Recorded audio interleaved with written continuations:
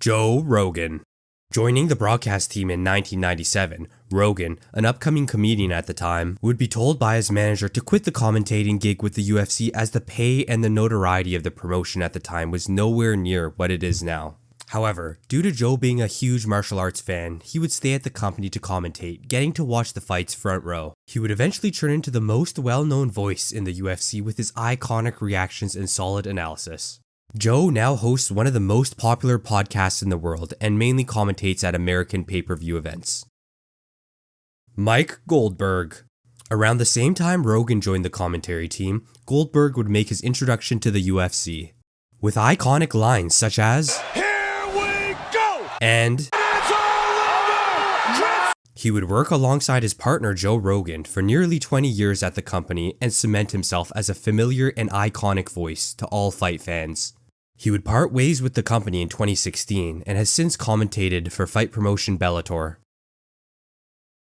Jon Anik.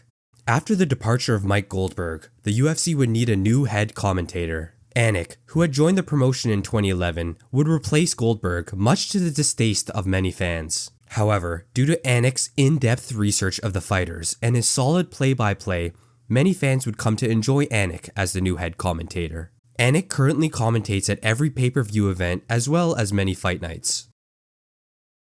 Daniel Cormier. The former two-division champ would start his commentating career in 2016 while he was still competing in the sport. When Cormier retired in 2020, he would go full-time into the UFC commentary booth.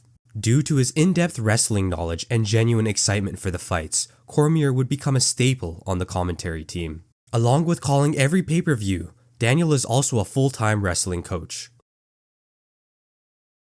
Paul Felder.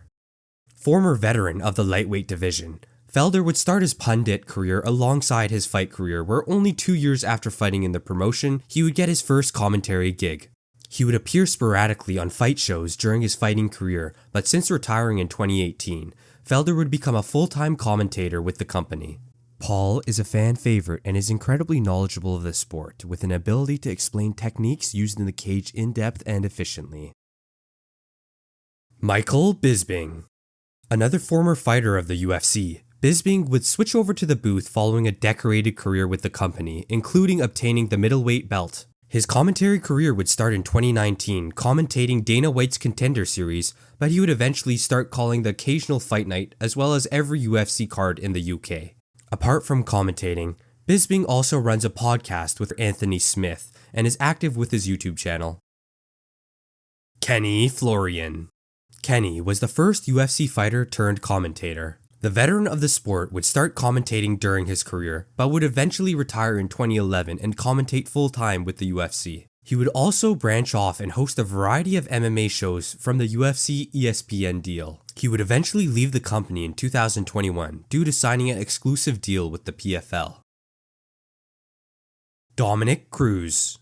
Around the same time the promotion hired Daniel Cormier, Dominic Cruz would also be hired as a color commentator. During the time he was hired, Dominic had been dealing with many potential career-ending injuries that put his future competing in the sport in doubt. However, Cruz would eventually be able to get back in the cage and would also stay on the commentary team, calling the occasional fight night. Cruz is a polarizing commentator due to his deadpan style, but many do appreciate his in-depth knowledge of each fight as he is said to study every fighter on the card in depth. Jim Brown. NFL legend Jim Brown was the commentator at the UFC's first event. During the inaugural UFC event, organizers wouldn't be sure there would be another one, so Jim was hired as a one-off deal. Jim was not very knowledgeable of the sport, but he did try to give his input where he could. Jeff Blatnick. For the UFC fans of the 90s, Blatnick's voice would be iconic. Being one of the first color commentators for the company, Jeff would commentate his first event in 1994 at UFC 4 and would be one of the first pundits to be able to properly explain the techniques used in the fights. He was instrumental in the creation of the rule sets in MMA and is fondly remembered by early fans of the sport. Brendan Fitzgerald. Brendan has worked in the company since 2017 and is a play-by-play commentator for fight nights. When Jon Anik is not present, he is usually the one to call the fights. He is good at what he does and is well liked by most fans. Rashad Evans. Another ex-fighter, Evans would be an instrumental part of the UFC team during the 2010s. He primarily worked on the ESPN shows but would occasionally commentate on some events. A big personality, Rashad is currently not commentating, but is still entertaining anytime he appears for an interview.